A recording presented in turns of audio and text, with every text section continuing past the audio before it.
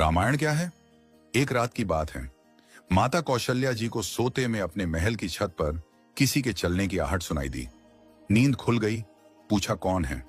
मालूम पड़ा श्रुतकीर्ति जी, सबसे छोटी बहू, शत्रुघ्न जी की पत्नी। माता कौशल्या जी ने उन्हें नीचे बुलाया। श्रुतकीर्ति जी आई, चरणों में प्रणाम कर खड़ी रह गईं। माता कौशल्या जी ने पूछा, श्रुति, इतनी रात को अकेली छत पर क्या कर रही हो बेटी? क्या नींद नहीं आ रही? शत्रुघ्न कहाँ है? श्रुति कीर्ति की आंखें भर आईं। मां की छाती से चिपटी, गोद में सिमट गईं।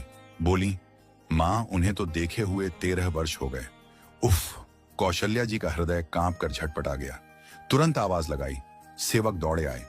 आधी रात ही पालकी तैयार हुई। आज शत्रुघ्न जी की खोज होगी। मां चली। आपको मालूम है शत्रुघ्न जी कहाँ मिले?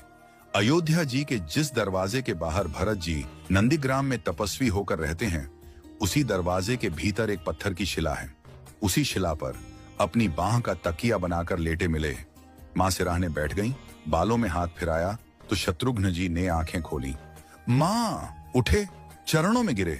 मां, आपने क्यों कष्ट किया? मुझे बुलवा लिया होता। मां ने कहा, शत्रुघ्न यहां क्यों? शत्रुघ्न जी की रुलाई फूट पड़ी। बोले, मां, भैया राम जी पिताजी की आज्ञा से वन चले गए। भैया लक्ष्मण जी उनके पीछे चले गए। भैया भरत जी भी नंदीग्राम में हैं। क्या ये महल, ये रथ, ये राजसी वस्त्र विधाता ने मेरे ही लिए बनाए हैं? माता कौशल्या जी निरुत्तर रह गई। देखो क्या है ये राम कथा। ये भोग की नहीं, त्याग की कथा है। यहाँ त्याग की ही प्रतियोगिता चल रही है और सभी प्रथम हैं। कोई पीछे नहीं रहा। चारों भाइयों का प्रेम और त्याग एक दूसरे के प्रति अद्भुत, अभिनव और अलौकिक हैं। रामायण जीवन जीने की सबसे उत्तम शिक्षा देती है। भगवान राम को 14 वर्ष का वनवास हुआ तो उनकी पत्नी सीता मैया ने भी सहर्ष वनवास स्वीकार कर लिया। परंतु बचपन से ही बड़े भाई की सेवा में रहने वाले लक्ष्मण जी कैसे राम जी से दूर हो जाते? माता सुमित्रा से तो उन्होंने आज्ञा ले ली थी वन जाने की, परंतु जब पत्नी उर्मिला के कक्ष की ओर बढ़ रहे थे तो सोच रहे थे कि मां ने तो आज्ञा दे दी, परंतु उर्मिला को कैसे समझाऊंगा, क्या बोलूंगा उनसे? यही सोच विचार करके लक्ष्मण जी जैसे ही अपने कक्ष में पहुंचे तो देखा कि उर्मिला जी आरती का थाल लेके खड़ी थी और बोली, आप मेरी चिंता छोड़ प्रभु, श्री राम की सेवा में वन को जाओ। मैं आपको नहीं रोकूंगी।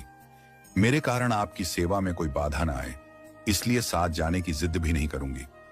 लक्ष्मण जी को कहने में संकोच हो रहा था, परंतु उनके कुछ कहने से पहले ही उर्मिला जी ने उन्हें संकोच से बाहर निकाल दिया।